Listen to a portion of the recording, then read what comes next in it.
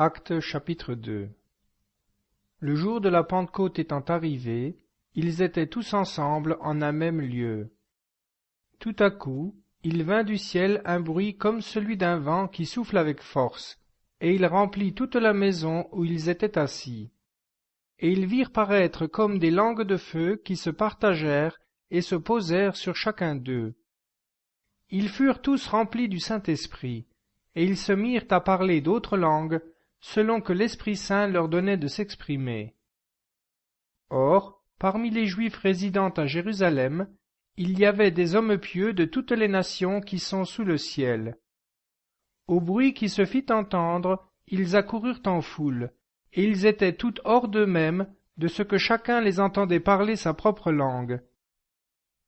Surpris et étonnés, ils disaient : « Ces gens qui parlent, ne sont-ils pas tous Galiléens ? Comment se fait-il que nous les entendions parler chacun l'idiome particulier de notre pays natal ? Nous tous, Parthes, Mèdes, Élamites, habitants de la Mésopotamie, de la Judée et de la Cappadoce, du Pont et de l'Asie, de la Phrygie et de la Pamphylie, de l'Égypte et des contrées de la Libye voisine de Cyrène, Romains de passage ici, soit juifs, soit prosélytes, Crétois et Arabes, nous les entendons annoncer dans nos langues les merveilles de Dieu. Ils étaient tous dans l'étonnement, et, ne sachant que penser, ils se disaient les uns aux autres : « Qu'est-ce que cela pourrait bien être ?» D'autres disaient en se moquant : « Ils sont pleins de vin nouveau. » Alors Pierre, se présentant avec les 11, éleva la voix et leur dit : « Juifs, et vous tous qui séjournez à Jérusalem, sachez bien ceci, et prêtez l'oreille à mes paroles. Ces hommes ne sont pas ivres, comme vous le supposez, car c'est la 3e heure du jour. Ce que vous voyez, c'est ce qui a été annoncé par le prophète Joël. Dans les derniers jours, dit le Seigneur, je répandrai de mon esprit sur toute chair, et vos fils ainsi que vos filles prophétiseront, et vos jeunes gens auront des visions, et vos vieillards des songes. Oui, dans ces jours-là, je répandrai de mon esprit sur mes serviteurs et sur mes servantes, et ils prophétiseront. Et je ferai paraître des prodiges en haut dans le ciel, et des miracles en bas sur la terre. Du sang, du feu, et des tourbillons de fumée.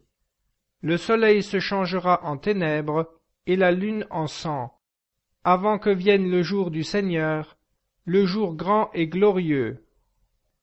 Alors quiconque invoquera le nom du Seigneur sera sauvé. Enfants d'Israël, écoutez ces paroles. Jésus de Nazareth, cet homme à qui Dieu a rendu témoignage pour vous par les prodiges, les miracles et les signes qu'il a opérés par lui au milieu de vous, comme vous le savez vous-même. Cet homme ayant été livré selon le dessein immuable et la prescience de Dieu, vous l'avez attaché à la croix et mis à mort par la main des impies. Dieu l'a ressuscité en le délivrant des douleurs de la mort, parce qu'il n'était pas possible qu'il fût retenu par elle. Car David dit de lui : « J'avais continuellement le Seigneur devant moi, parce qu'il est à ma droite, afin que je ne sois point ébranlé. C'est pourquoi mon cœur est dans la joie, et ma langue dans l'allégresse, et ma chair aussi reposera dans l'espérance.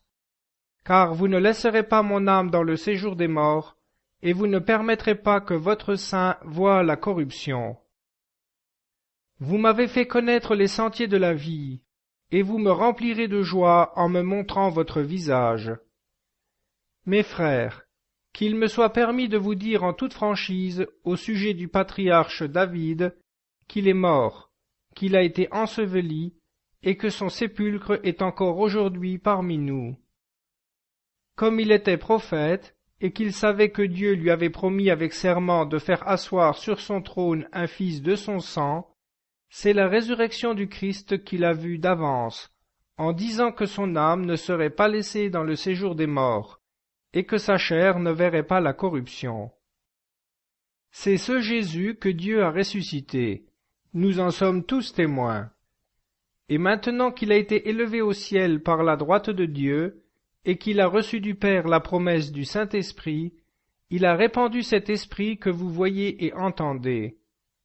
Car David n'est pas monté au ciel, mais il a dit lui-même, « Le Seigneur a dit à mon Seigneur, asseyez-vous à ma droite, jusqu'à ce que je fasse de vos ennemis l'escabeau de vos pieds. » Que toute la maison d'Israël sache donc avec certitude que Dieu a fait Seigneur et Christ ce Jésus que vous avez crucifié. Le cœur transpercé par ce discours, ils dirent à Pierre et aux autres apôtres, « Frères, que ferons-nous » Pierre leur répondit, « Repentez-vous, et que chacun de vous soit baptisé au nom de Jésus-Christ pour obtenir le pardon de vos péchés, et vous recevrez le don du Saint-Esprit. Car la promesse est pour vous, pour vos enfants, et pour tous ceux qui sont au loin, en aussi grand nombre que le Seigneur notre Dieu les appellera. » Et par beaucoup d'autres paroles, il les pressait et les exhortait en disant, « Sauvez-vous du milieu de cette génération perverse. » Ceux qui reçurent la parole de Pierre furent baptisés, et ce jour-là, le nombre des disciples s'augmenta de 3000 personnes environ. Ils étaient assidus aux prédications des apôtres, aux réunions communes, à la fraction du pain et aux prières. Et la crainte était dans toutes les âmes, et beaucoup de prodiges et de miracles se faisaient par les apôtres. Tous ceux qui croyaient vivaient ensemble, et ils avaient tout en commun. Ils vendaient leurs terres et leurs biens, et ils en partageaient le prix entre tous, selon les besoins de chacun. Chaque jour, tous ensemble, ils fréquentaient le temple, et, rompant leur pain dans leur maison, ils prenaient leur nourriture avec joie et simplicité, louant Dieu et ayant la faveur de tout le peuple. Et le Seigneur ajoutait chaque jour au nombre de ceux qui étaient dans la voie du salut.